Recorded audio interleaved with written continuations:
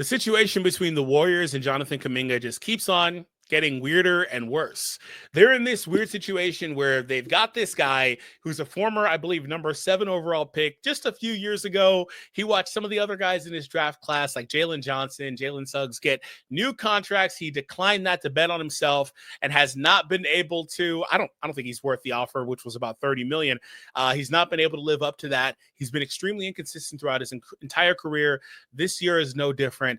And they've got this guy who has shown flashes, I think, of being a very high-level basketball player.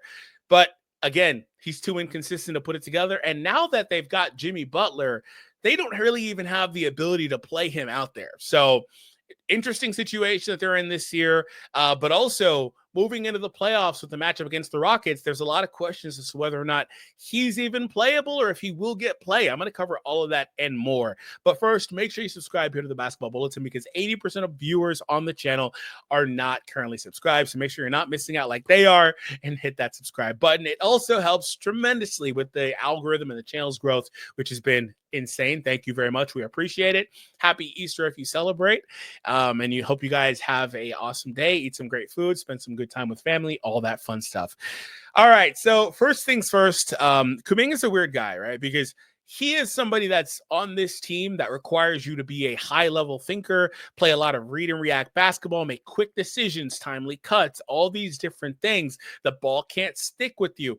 Kuminga's not great at that. Simply put, he's just not developed enough to be able to play that way, and he's just not that type of basketball player. I think Kuminga probably needs to be in a very structured, rigid offense where he knows exactly what he's going to be doing. And again, maybe eventually he turns into this, but he's got to be a quicker and better decision maker, maybe turn into more of a playmaker. Ideally, his archetype, he's somebody you could put the ball in his hands, run some pick and rolls with him, all this other stuff, run him off some down screens, get him slashing to the rim. Like you want to do all these different things with him, but again, he doesn't play the system well enough for Golden State, and that's led to a lot of different inconsistencies with his performance on the team. Also, his inability to shoot the ball was always a problem, but it's really, really been under the microscope because they brought in Jimmy Butler, who they're going to play 40 minutes a night, and Jimmy does not take many threes, and he's not the best three-point shooter. When he does take them anyway, you got Draymond Green, who's come back down to earth after being a 40% three-point shooter last year, come back down to earth with about 33% on about 3 attempts per game.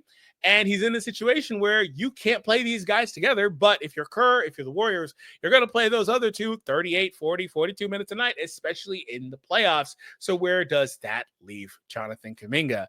And with Kuminga having, again, declined that extension and now being a restricted free agent, both parties are in a weird spot because he wants to get paid. He wants to play. He's had several comments over the last couple of years about lack of playing time, lack of opportunity, all these other things. And I'm sure the Warriors brass, Kerr included, would love to be able to play a guy that, again, they invested a draft pick in. And remember, they were at a point where they were kind of promoting him as being the next thing.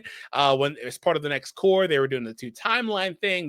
They've always had 1 foot in, 1 foot out with Kuminga, and again, some of that's just because of his basketball fit and his own inconsistencies. He is not somebody you can just take the blame off of, but this is a guy that should have had a higher pedigree than this and should have a better place in this organization than this. But again, bringing in Jimmy Butler and as much as he plays and all that stuff really does shine a microscope on Kuminga's deficiencies, and it makes it to where you can't play him. The lineup data between Kuminga, Draymond, Jimmy, it doesn't work great. That's a bad combination. There's not a lot of spacing. You think of the Warriors historically, what do you think of? You think of three-point shooting, and that's still largely the case, but really, they've got a good number of guys that are not really shooters on this team. Really what it is it's Steph, right? If you look at their roster, I mean, Moody can get hot. Moody's okay. Like, I think he's like, what, a 37, 38% shooter last time I checked. It's been a little bit. Same for Pods, 36, 37, 38, somewhere in that area. Those are good. That's good.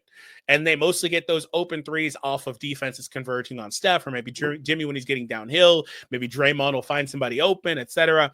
But they don't have somebody that's other than Steph, going to be able to command the defense's attention consistently with the three-point shooting. They've got the three guys I've talked about. They've got guys like Looney, guys that are not really going to be threats out there, but you have Steph running off a million screens and all that stuff, shooting 15 threes a night. But again, if one of these guys, if even one of these guys of these three that I'm talking about in today's video were able to shoot, then all of a sudden this would fit better. But it gets really clunky because the spacing is bad despite having Steph out there a lot of the time. And if you don't have Steph out there, you simply can't even think about doing it. You can't even think about doing it. So that's where it's really bad overall with the Kuminga situation. We have a couple of things that I wanted to kind of talk about here. And so firstly, I talked about Kuminga. I talked about his shot making, all that stuff. He's long story short, aside from right here on this wing where he shoots 39%, he's below average, below league average from every other three-point shooting zone. And he's an average finisher around the basket. Obviously, that doesn't account for how contested the shots are, but he's clearly better around the rim, as you would imagine. Draymond, again, similar thing. Draymond's got this weird thing where he's hyper hot from one corner, 48% from one, and freaking 19 from the other. But Draymond shoots a decent bit of above the break threes, where he's probably about league average in most areas, at least a couple of areas here, and then below average right here, but hyper hot again from that one corner. It's really funny to see. But aside from that, I mean, I don't have Jimmy's shot chart up. It's going to look largely the same. Kuminga is interesting too, because in theory, I think this is a good matchup for him. I think that there's a certain level of size, physicality, athleticism that he brings, right? And he really changes the dynamic of the team, or at least pre-Jimmy Butler, I would say. He really added this element to the team that they didn't really have as much. And again, the real issue is that Jimmy makes Jonathan extremely expendable, really is what it is. But he really does add this dimension to this team where he's bringing that athleticism. And I think against the Rockets, you kind of really want that. You're going to really need that, I think. And he's put up about 21 points per game in 4 games against the Rockets this season. He did have a game where he only had 9 points, which is mostly bringing down the rest of it. And the best month from him was in December, where he played 13 games. Firstly, he played in, I think, 47 games this year. So that in and of itself is a problem. But he played in that many games, about 15 points per game. December was far and away his best month. That was a month where, as you see, the minutes ticked up tremendously. However, December was a bad month for the Warriors in general because they came off that hot start and they were losing. I think they lost. That was the year also, or excuse me, the month where they had Dennis Schroeder and all that stuff too. I think that they lost 9 of the 13 games that he played in that month. So I think that was all the games that month in general. So they just had a bad month. But December was just not a great month, despite it being good for Kuminga overall. He was able to put up better points, have one of the best months of his career. And he looked more like a part of the long-term for this team. He misses the entirety of February, only played 2 games in January. And when he comes back post-deadline, there's not really a lot of room for him anymore, right? Like they kind of moved on from him at that point. He was getting 21 minutes down from the 31 that he was getting in December last time he was consistently playing. But again, Jimmy comes in and the team kind of identity changes, and Kerr has no reason to renege on that because they are winning their games and they're on this hyper hot, or they're beginning this hyper hot, as I look at Draymond again, winning streak, right? So they're in a weird spot. But, Mark Stein put out a piece earlier where he talked about some of the stuff I've talked about. So I'm going to go over it really quickly with you. Golden State's lack of shooting with Butler, Kuminga, and Green all on the floor is a clear issue. League sources say Kerr and the other Warrior figures have been hoping for more development as a playmaker from Kuminga, from the speed of his reads to reducing the frequency that the ball sticks in his hands inside Golden State's worrying offense. And they're basically saying people around the league are intrigued with Kuminga's role in this series and the fact he's a restricted free agent. So he was offered $30 million, declined it. Jalen Suggs and Jalen Johnson both got that same contract, and that was, or a similar contract that was in line with what they got, and they declined it. Now, here's the thing. I can see why players would bet on themselves, and I think Kuminga has shown flashes of, I don't know, I don't want to say star level, but maybe all-star, I guess, whatever. Not superstar, certainly. But okay, let's just say quote-unquote star level talent every now and again, right? But I I mean, the number of games he's played, how inconsistent he's been, I would be mad if he was on a $30 million deal playing like that, for the record, right?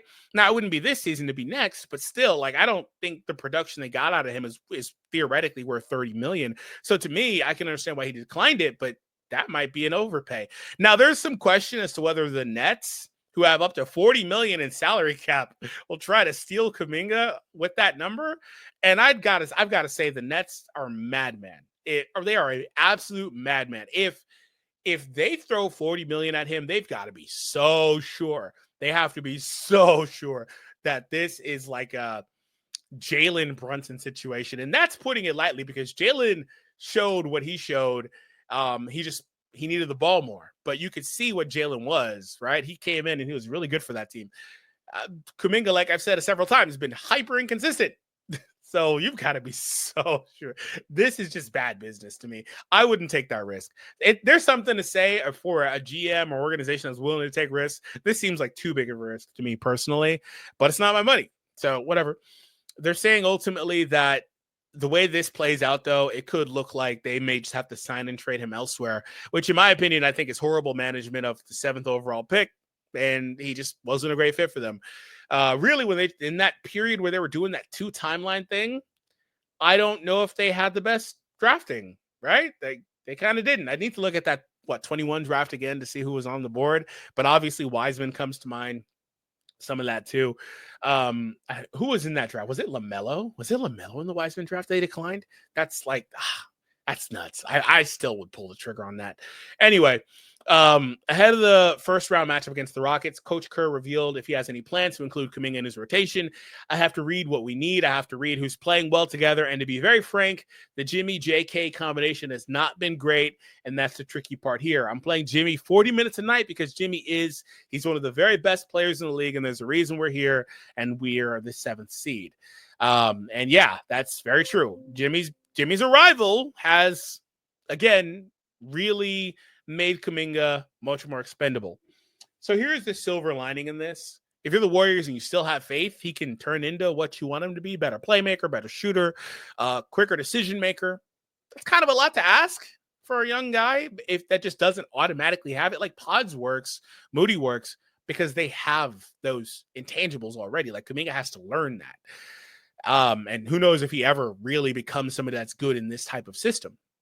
But the silver lining is you could maybe retain him at a lower number this offseason and then sign and trade him elsewhere, or maybe keep him.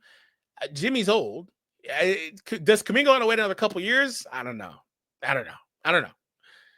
So, I mean, really, there is not any silver lining. I try to be nice about it, but they may just have to trade him. It's a weird situation. Like I said, he's been good against the Rockets, but does that mean he'll play? I guess we'll find out.